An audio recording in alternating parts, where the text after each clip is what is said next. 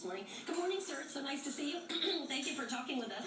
Good morning. How are you? I'm really That was well. a pretty one-sided package you put forth. You left out the fact that Candy Crowley admitted later on that Mitt Romney was right on the Libya terrorism issue.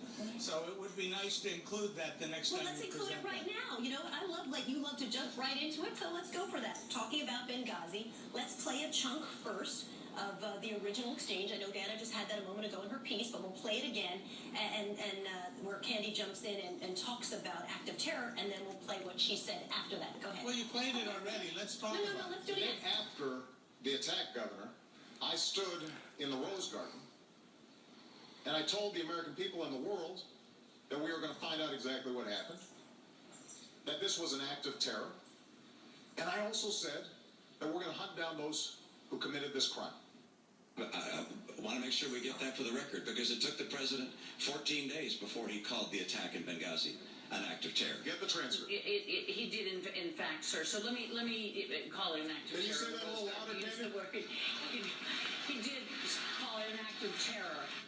And there were cheers, and then Candy went on to say that, in fact, it took about 2 weeks for the whole idea to come out, where there was a lot of back and forth on exactly what happened. Was it a tape? Was it not? Let's play that. He did call it an act of terror. It did as well take 2 weeks or so for the whole idea of there being a riot out there about this tape to come out. You're correct about that. The administration indicated that this was a reaction to a video and was a spontaneous reaction. It did. So that's really how it went. There were 2 sets of applause. No, it isn't. You left out Candy going on television later on and admitting that Mitt Romney was right. And the fact is that in that Rose Garden speech, the president first said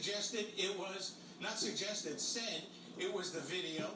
And then 2 weeks later at the UN, the president goes out and tells the world 6 times it's the video. The president got caught lying last night, and I think the world should know that. So then let's walk through that, because in fact, if you guys would do me a favor in the back, send out all the source material so anybody who follows us on Twitter can look up what the president said at the UN. They can also see what the president said the day after the attack on September 12th. Let's play the Rose Garden statement first, please.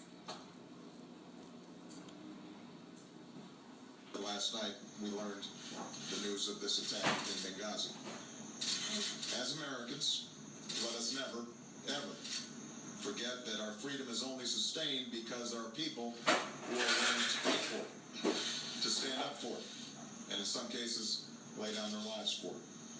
So if you look at that entire transcript from You left out the first part, and it's the first part where he's trying to tell the American public that it's because somebody in the U.S. used their freedom of First Amendment right and made a video that was negative that caused the problem. This is ridiculous that you're trying to defend the president, who 2 weeks later, 5 days later, he sends out his ambassador to the UN to 5 talk shows to say it's the video, and 2 weeks later, the president goes to the international stage and says video 6 times. That's ridiculous that you're trying to defend him on this. I am trying to get a question into, if I may. If you look at the Rose Garden statement, you say earlier, it is not there. There is no videotape that he's talking about. He's talking about, people have argued that maybe he's talking about 9/11. It was the day after the anniversary of 9/11, certainly.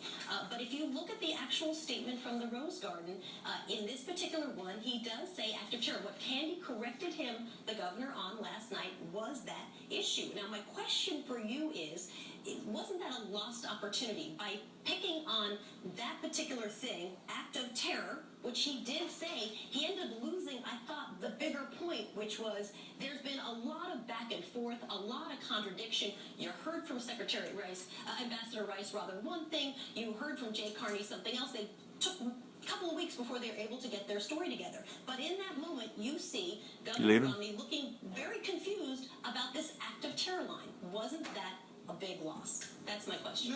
No, because what he did is put this into the conversation again.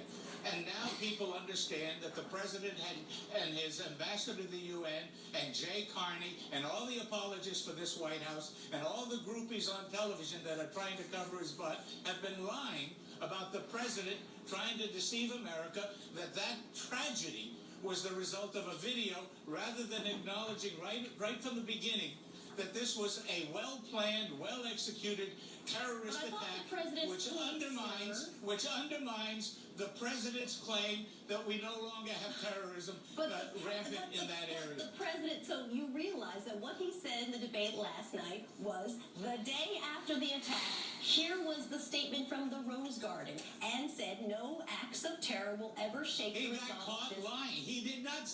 Yeah, because he was referring A, to the original 9/11, and B, to the previous paragraph in which he inferred that it was a video that did it. This is ridiculous. And if you're dwelling, if you're going to dwell on this, you're out of your mind.